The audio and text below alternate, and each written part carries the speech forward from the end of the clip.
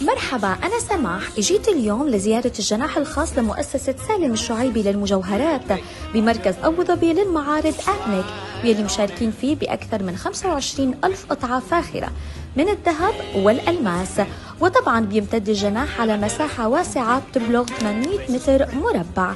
تصاميم رائعة وإبداعات متجددة، وأكثر شيء لفت نظري وحبيته هو التصميم الجديد اللي أطلقته مصممة المجوهرات الإماراتية شم الحلامي من خلال هيدا المعرض، وهي مجموعة روبسون روز المصنعة من الذهب الوردي ومرصعة بالألماس، وبيبلغ سعر المجموعة كاملة $500,000 درهم إماراتي.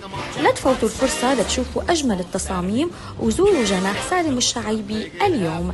لمزيد من الصور والمعلومات عن مجوهرات سالم الشعيبي زوروا موقعنا thejewelrytales.com.